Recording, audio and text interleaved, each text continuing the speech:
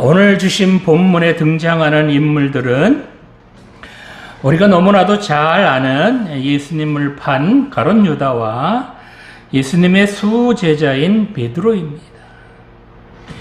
이 두 사람 모두 예수님의 제자였지만 두 사람 모두 스승인 예수님에게 커다란 잘못, 커다란 죄를 지은 사람들이었습니다.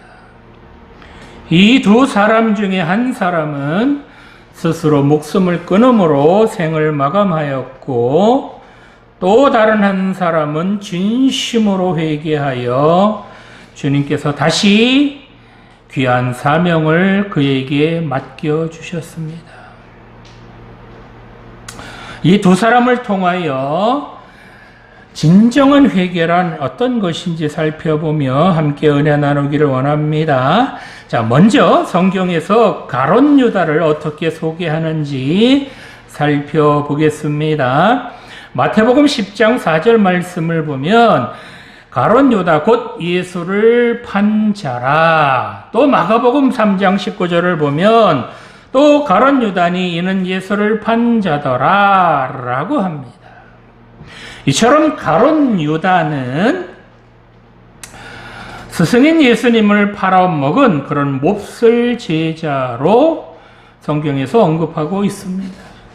그런데 누가복음 6장 16절 말씀을 보면 이 가룟 유다를 어떻게 말씀하시느냐, 예수를 파는 자들 가룟 유다라고 하여 예수님을 파는 자가 될 제자로 언급함으로써 배반이 예정된 그런 제자로 이 가룟 유다를 언급하고 있습니다.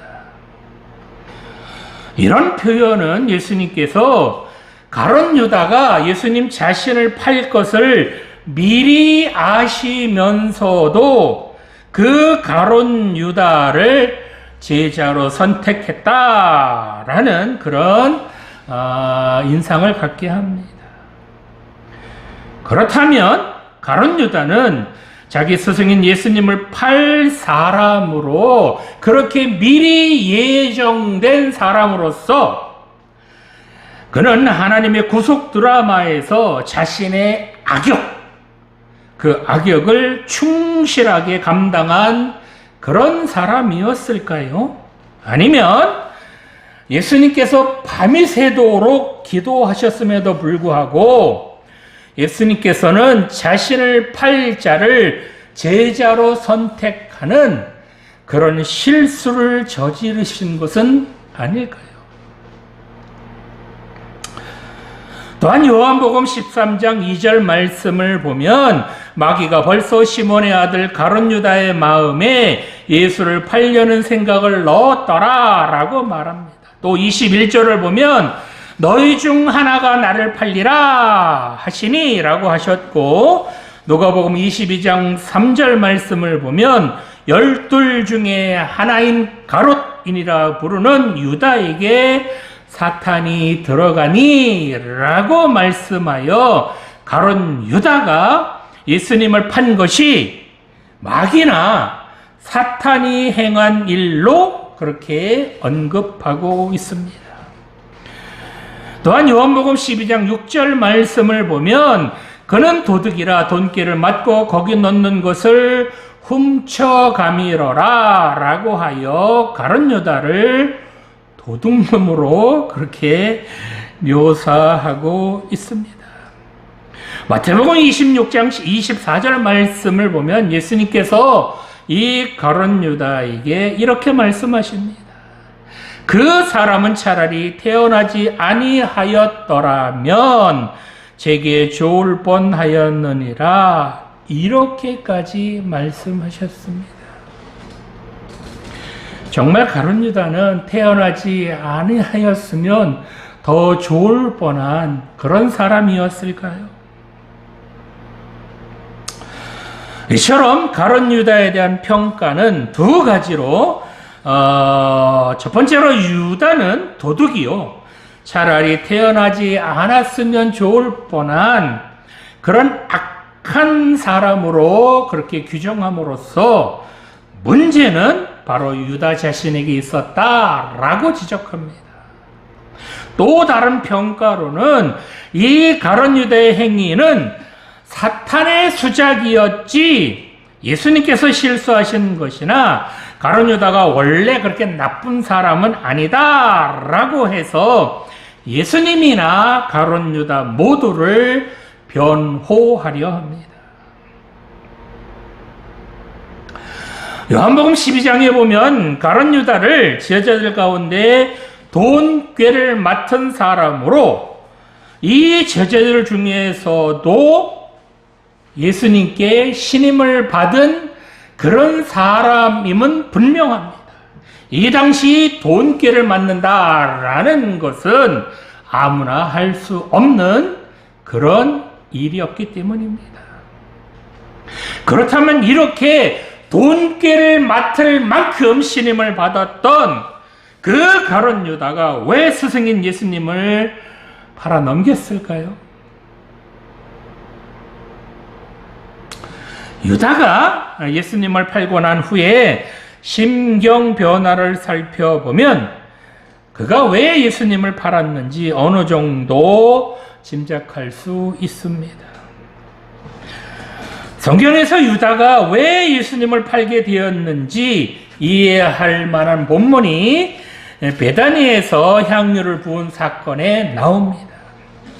시간의 차이가 있지만 이 사건 후 유다는 예수님을 팔기 위해 제사장을 찾아가기 때문입니다. 예수님께서 베다니 나병 환자 시몬의 집에서 식사를 하실 때 한 여자가 매우 값진 향유 곧 순전한 나드 한 옥합을 가지고 와서 그 옥합을 깨트려 예수님의 머리에 붓습니다. 이렇게 옥합에 담긴 그 향유의 값어치는 그 당시 노동자의 1년치 품삯으로 매우 비싼 것이었습니다. 이 여자의 이런 행위를 두고 요한복음 12장에 보면 제자 중 하나로서 예수를 잡아줄 가룟 유다가 말하되 이 향유를 어찌하여 300데나리온에 팔아 가난한 자들에게 주지 아니하였느냐라고 나무랍니다. 여기서 팔아 가난한 자들에게 주라고 한 것은 예수님을 따르던 제자들이 당연히 할 만한 그런 말이었습니다. 왜요? 예수님께서 그렇게 가난한 자들에게 도움을 주고 그렇게 가난한 자들을 돌보는 것을 배워왔던 제자들이었기 때문에 차라리 그 돈으로 가난한 자들을 돕지 왜 낭비하느냐 이렇게 말할 수 있었다는 겁니다. 이렇게 옥합을 팔아 가난한 자에게 주지 않았느냐라고 과격하게 반응한 이 가룟 유다를 통하여 그가 어디에 가치를 두고 살았는지를 짐작할 수 있습니다. 즉 가룟 유다는 가난한 자, 소외된 자에게 관심이 많아서 자신의 수중에 값이 될 만한 것들이 있다면 그런 것들을 팔아서 가난한 자들에게 주었을 가능성이 있다는 겁니다. 즉 유다가 돈을 만지다가 보니까 초심을 잃고 스승을 팔아먹게 되었다. 그래서 아주 나쁜 도둑놈 같은 스승을 배신한 나쁜 놈이다. 이렇게 말하기보다는 오히려 그와는 정반대로 돈꾀를 맡았던 이 가룟 유다는 가난한 자들을 위해서라면 스승의 허락도 없이 자신의 임의대로 그렇게 아낌없이 그들에게 돈을 썼다라는 것을 시사해 주는 것일 수도 있다는 겁니다. 어쨌든 가룟 유다는 다른 제자들보다도 더욱 가난한 자들을 우선시했던 그런 사람이었고 그런 점에서 스승인 예수님의 행위를 가장 잘 본받은 그런 사람이었을 가능성이 많다는 겁니다. 다른 제자들의 관심사는 자기들끼리 누가 크냐? 라는 다툼이나 벌이면서 오직 스승인 예수님을 통해서 자신이 크게 되는 것, 자신이 성공하는 것, 그런 것만을 밝히던 그런 제자들이었습니다. 그러나 이 가룟 유다는 단순히 스승께 칭찬받는 것보다도 가난한 자들에게 그의 마음이 더 가 있었기 때문에 한 여인의 향유를 단숨에 쏟아버리는 것에 대하여 이처럼 과격하게 반응했을지도 모른다는 겁니다. 이처럼 자신의 이념에 투철했던 그런 가룟 유다에게 예수님은 그의 생을 다해 따를 만한 그런 스승이었는지도 모릅니다. 그러나 가룟 유다가 그렇게 믿고 생각해왔던 것과는 너무나도 다르게 이 베다니 나병 환자의 집에서 예수님의 반응은 의외였다는 겁니다. 가만두어라! 나의 장례할 날을 위하여 그것을 간직하게 하라! 이렇게 그 향유 부은 여인에 대하여 책망하기는커녕 칭찬하셨다는 겁니다. 이 말씀은 예수님의 죽음의 빛 아래 비춰보면 당연한 말씀이지만 예수님의 또 다른 말씀이나 그동안 예수님께서 살아오신 삶의 모습과는 전적으로 모순되는 그런 말씀이었습니다.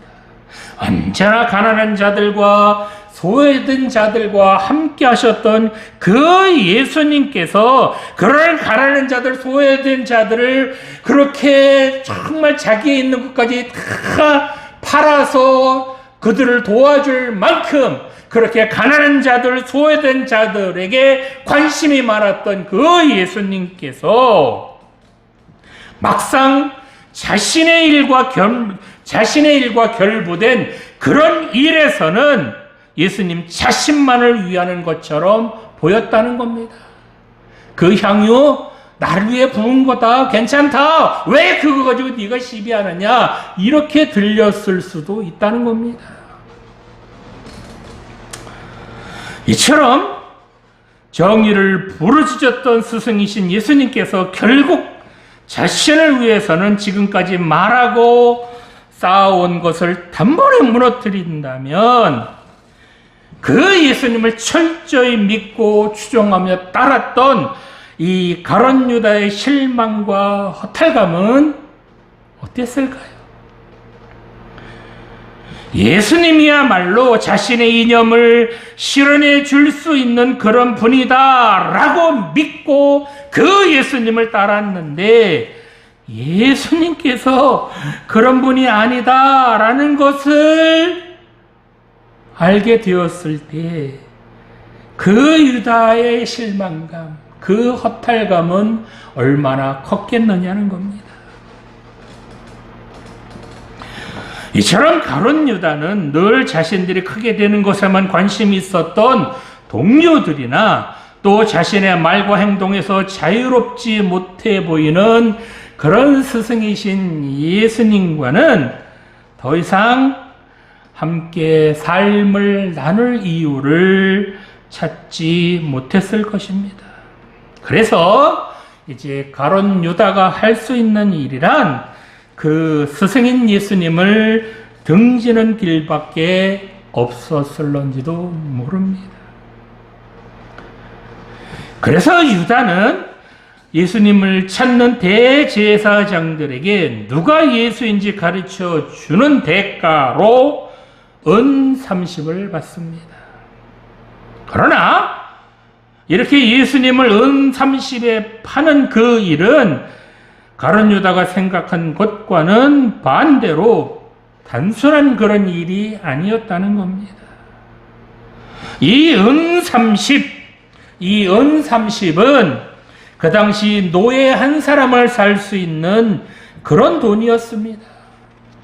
이처럼 가룟 유다는 은 30을 대수롭지 않게 그렇게 제사장들에게 받았을 것입니다.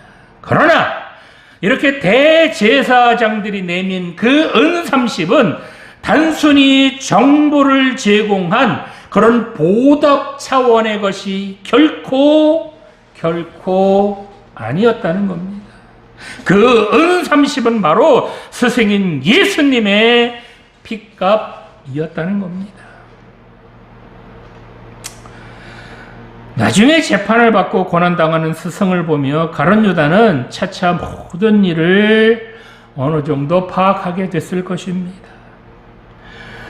법정에선 스승님께서 점점 십자가형으로 치닫고 있음이 점점 더 확실해질수록 이 가룟 유다의 죄책감은 점점 더 커졌을 것입니다. 그는 자신의 이념을 따른 그런 행동이 결국에는 스승인 예수님을 죽음으로 몰아넣었다라는 사실을 깨닫고 이 가룟 유다는 어떤 생각을 했을까요? 어쩌면 자신들의 성공만을 추구한다고 그렇게 비난했던 그런 다른 제자들이 차라리 이 가룟 유다보다는 나았는지도 모릅니다.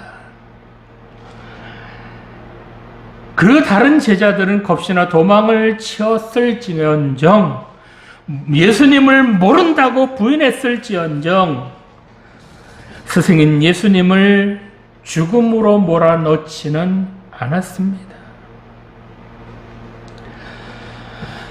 이 가룟 유다는 혹시라도 예수님의 그 십자가 죽음의 길을 멈추게 할 수 있는 방법은 없을까 하는 그런 불안한 희망을 안고 스승님의 핏값으로 받은 그 은 30을 들고 다시 대제사장을 찾아갑니다. 그러나 이미 예수님을 죽이기 위해 그 핏값으로 지불한 그 은 30을 제사장들이 다시 되돌려받지 않을 뿐더러 무고한 이를 죽이게 된 자신들의 잘못을 이 가룟 유다에게 전가해 버립니다.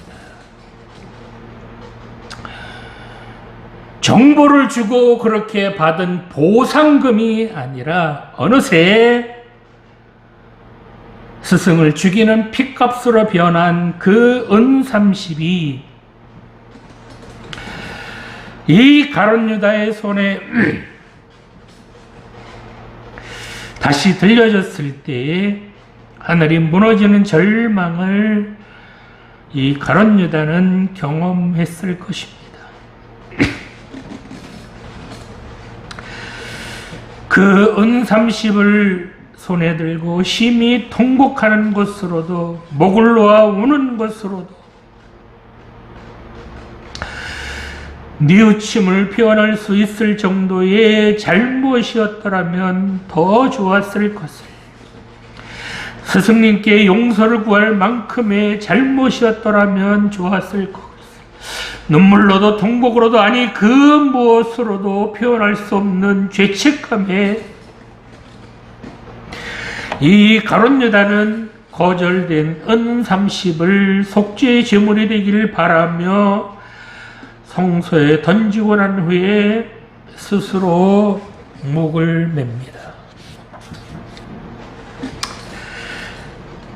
그 사회에서 스스로 목숨을 끊는다는 것이 무엇을 의미하는지를 모르지 않았을 그가 이렇게 스스로 목숨을 끊은 것은 다른 것이 아니라 불을 보듯 뻔히 보이는 스승의 죽음을 차마 볼 자신이 없었는지도 모릅니다. 자신으로 인해 그렇게 모진 고통을 당하는 그 스승님께 가룟 유다 자신은 이렇게라도 자신의 참회를 알림으로써 용서를 빌고자 했는지도 모릅니다.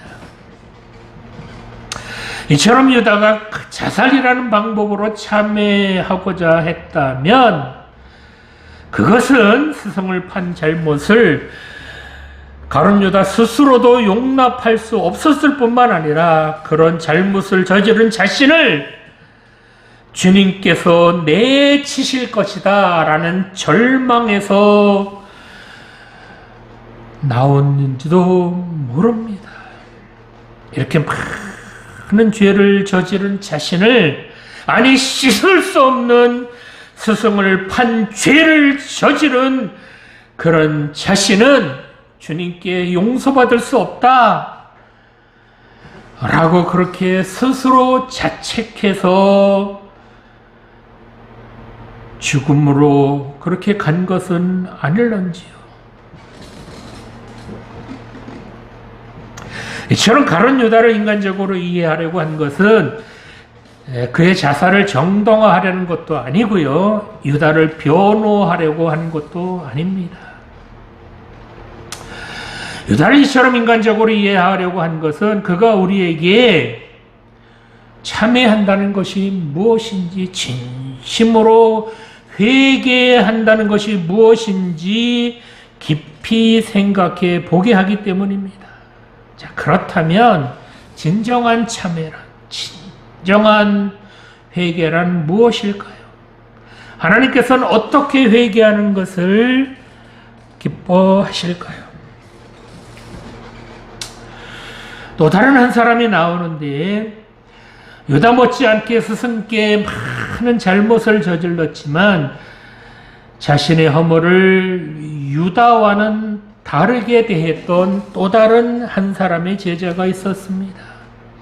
예수님께서 잡히시던 날 대제사장의 집들에서 당신도 갈릴리 사람 예수와 함께 있지 않았느냐라는 여종의 질문에 단순히 부인하는 것을 넘어 맹세와 저주로 부인의 부인을 거듭했던 그런 사람이 바로 이 예수님의 수제자였던 베드로였습니다.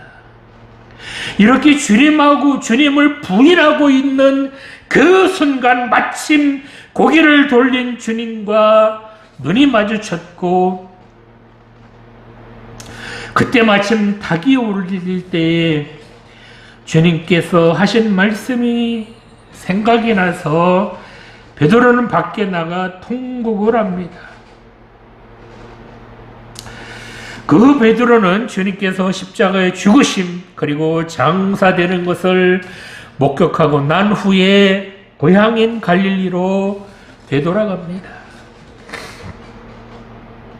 죄인의 손에 넘겨져 십자가에 못 박힐 것이지만 제3일에 다시 살아나야 하리라 라는 주님의 말씀과 또한 주님께서 너희보다 먼저 갈릴리로 가시라고 말한 그런 여자들의 말에 막연한 기대를 걸고 그런 주님을 만나 용서를 빌리라고 그렇게 굳게 마음먹고 베드로가 다시 갈릴리로 돌아갔는지도 모릅니다.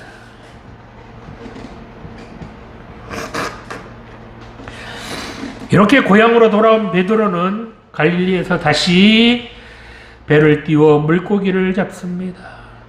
그렇게 온 밤을 지새웠지만 물고기를 한 마리도 잡지 못했을 때에 누군가 그물을 오른편으로 던지라 라고 외칩니다. 잠시 후 걷어올린 그물에는 물고기가 가득합니다. 서로의 거리로 인해서 누구인지 알아보기 쉽지는 않았지만 누구보다도 주님의 사랑을 독차지했던 요한이 금세 알아차리고 주님이시다라고 외칩니다. 베드로는 화들짝 놀라서 겉옷을 허겁지겁 두르고 물로 뛰어내려 무트로 주님을 만나러 올라옵니다. 베드로는 맨 처음 주님을 만났을 때처럼 그렇게 주님 앞에 무릎을 꿇고 주님, 나는 죄인입니다. 나를 떠나소서. 이렇게 고백하려고 다짐하고 또 다짐하며 그렇게 무태에 올라왔지만 벌겋게 달구어진 숯불을 보는 순간 그는 고개를 들 수도 없고 용서를 비는 단 한마디 말도 할 수가 없었습니다. 왜냐하면 이 숯불은 베드로가 주님을 3번씩이나 모른다고 부인할 때에도 그곳에 있었던 그 숯불과 비슷한 숯불이었기 때문입니다.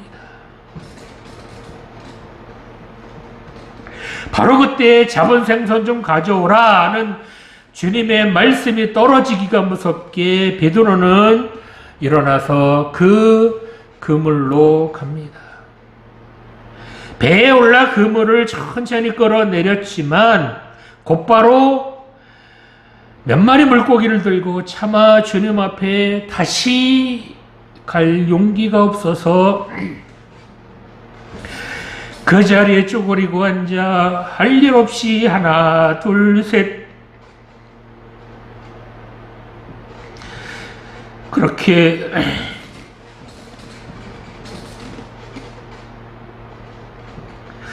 물고기를 세기 시작합니다. 모두 153마리였습니다.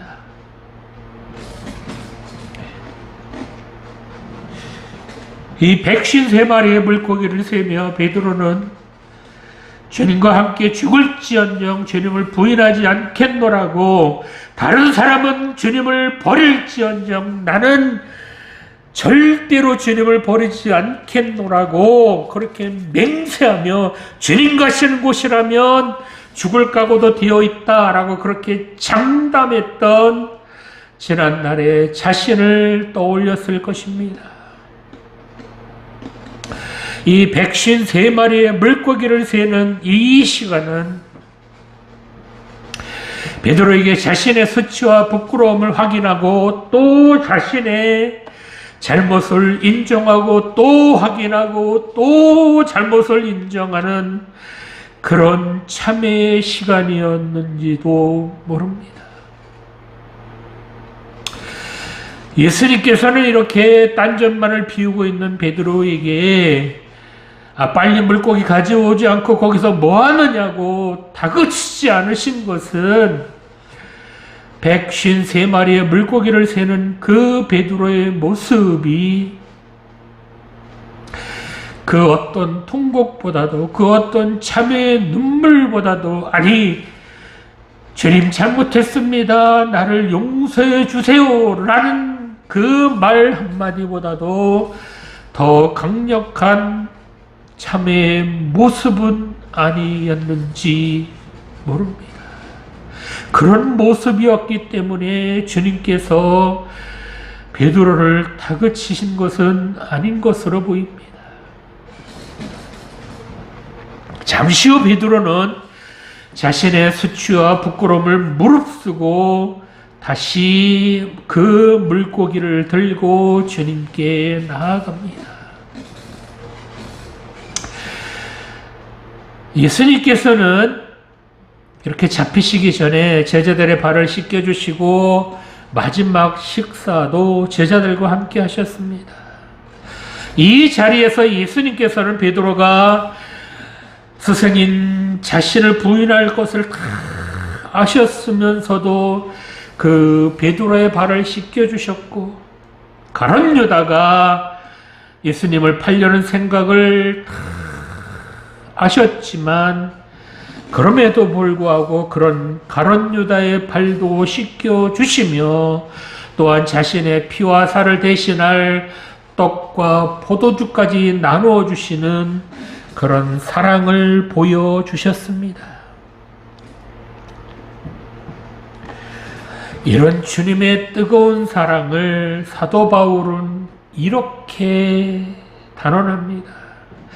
누가 우리를 그리스도의 사랑에서 끊으리요? 환난이나 곤고나 박해나 기근이나 적신이나 위험이나 칼이라. 내가 확신하노니 사망이나 생명이나 천사들이나 권세자들이나 현재일이나 장래일이나 능력이나 높음이나 기쁨이나 다른 어떤 피조물이라도 우리 주 그리스도의 예수 안에 있는 하나님의 사랑에서 끊을 수 없으리라.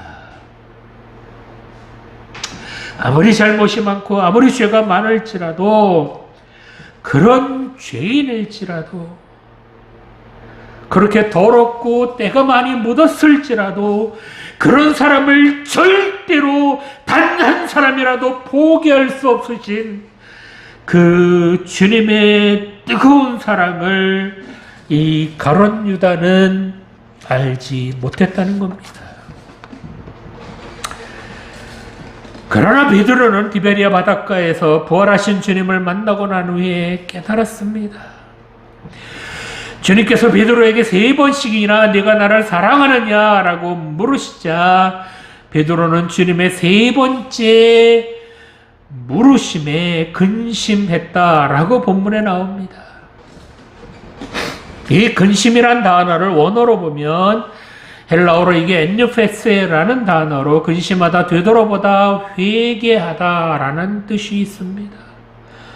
이 단어는 수동태로 나오는데 주님께서 베드로에게 자신의 과거를 되돌아보게끔 그렇게 깨우쳐 주셨다는 겁니다. 베드로는 그 찰나의 순간이었지만 자신의 과거를 그렇게 되돌아보니 자신만큼 주님 앞에 죄인도 없었다 라는 것을 깨닫게 됩니다. 베드로는 다른 사람이 다 주님을 모른다고 부인할지라도 자신만큼은 절대로 주님을 부인하지 않겠다고 맹세까지 했지만 얼마 지나지 않아서 주님을 부인하고 저주까지 했었습니다. 이처럼 씻을 수 없는 죄를 저지른 그런 형편없는 자신을 발견하고 베드로는 그 자리에 무릎을 꿇습니다. 그리고 주님의 3번째 질문에 베드로는 이전에 첫 번째와 두 번째의 대답과는 전혀 다른 마음으로 떨리는 목소리로 이렇게 대답합니다. 주님, 내가 주를 사랑하는 줄 주님께서 아십니다. 이 대답은 주님께서 나를 사랑하시는 만큼 내가 주님을 사랑할 수 있을런지는 잘 모르겠지만 이제는 그 주님의 뜨거운 사랑을 깨달았기 때문에 이제부터라도 내 마음을 다해 진심으로 주님을 사랑하며 살겠습니다. 이제는 이전과는 다른 삶을 살겠습니다. 라는 이런 의미입니다. 주님께서는 이처럼 진심으로 회개한 베드로에게 내 양을 먹이라, 내 양을 치라 라고 다시 그에게 사명을 맡겨주셨습니다. 베드로는 이렇게 주님 앞에서 고백한 대로 이전과는 전혀 다른 삶을 살아갑니다. 이전에는 주님을 발판 삼아서 그저 성공이나 하려고 했고 높아지려고만 했지만 이제는 그 주님을 위하여 죽기까지 헌신합니다. 어느 설에 의하면 베드로는 죽을 때 주님처럼 그렇게 십자가에 달려 죽는 그것도 과분하다라고 하면서 거꾸로 십자가에 달려 순교했다고 합니다. 그러나 가룟 유다는 오늘 본문에 보면 그저 스스로 뉘우쳤다라고 합니다. 이 뉘우치다는 단어는 회개하다는 그런 뜻으로 전혀 쓰이지는 않았고 단순히 지나간 일에 대하여 후회하거나 생각을 바꾸는 정도로 성경에 쓰였습니다. 가룟 유다와 베드로 이 두 사람의 차이는 바로 이것입니다. 가룟 유다는 자신의 잘못을 후회만 했을 뿐 주님 앞에 나아가 회개하지 않았다는 겁니다. 그러나 베드로는 주님을 부인하고 저주한 자신의 부끄러운 모습 그대로 주님 앞에 나아갑니다. 가룟 유다는 자기의 잘못을 그저 자기 가슴에 묻어둔 채 손에 밧줄을 들고 커다란 나무 아래로 그렇게 걸어갔지만, 베드로는 자기 가슴을 치며 죄인의 모습 그대로 주님 발 앞으로 나아갔다는 겁니다. 오늘 예배 드리시는 청년 여러분, 진정한 회개란 무엇일까요? 진정한 회개란 바로 아무리 많은 잘못을 했을지라도, 아무리 죄를 많이 지었을지라도 자기의 죄 지은 모습 그대로, 있는 모습 그대로 주님 앞에 나아가는 것, 이것이 바로 참된 회개의 시작점이라는 겁니다. 우리는 너나 할 것 없이 모두 주님 앞에 죄인입니다. 그렇다고 우리의 죄를 우리 가슴에만 묻어두면 안 된다는 겁니다. 누가복음 5장 32절을 보면 주님께서 내가 의인을 부르러 온 것이 아니요 죄인을 불러 회개시키러 왔노라 라고 말씀하셨습니다. 이처럼 나 같은 죄인을 부르러 오신 그 주님 앞에 나아가야 합니다. 이렇게 주님 앞에 나아갈 때 아무리 죄를 많이 지었을지라도, 아무리 잘못을 많이 했을지라도 주님께서 그런 죄인 우리를 두 팔 벌려 안아주시고, 그래서 용서해 주시고 사랑으로 품어주실 줄 여러분 믿으시기 바랍니다. 그래서 주님은 사랑이십니다. 이 주님의 그 뜨거운 사랑 여러분 마음속 깊이 간직하고 사셔서, 그래서 정말 주님 앞에 참회하시고, 그래서 이 시대에 소중한 주님의 일꾼들로 그렇게 소중하게 다 쓰임 받으시기를 간절히 소망합니다. 기도드리시겠습니다. 살아계신 하나님 아버지, 우리들의 지난 잘못들을 기억하면 감히 주님 앞에 나올 수 없지만, 주님을 부인할 그 베드로의 발도 씻겨주시며 주님을 팔기로 마음먹은 가룟 유다에게조차도 주님의 살과 피를 나누어 주시는 주님의 한없는 사랑을 기억하며 주저함없이 주님 앞에 나왔습니다. 주님 앞에 우리는 어제도 오늘도 내일도 부끄러운 죄인일 수밖에 없지만, 그런 우리지만 주님의 사랑에 빚진 자로 담대하게 살기 원합니다. 주님 말고는 우리 허물과 죄를 씻어줄 자가 그 누구도 없다는 이 분명한 사실을 깨닫고 우리의 죄와 허물을 온전히 주님께 아뢰게 하여 주시옵소서.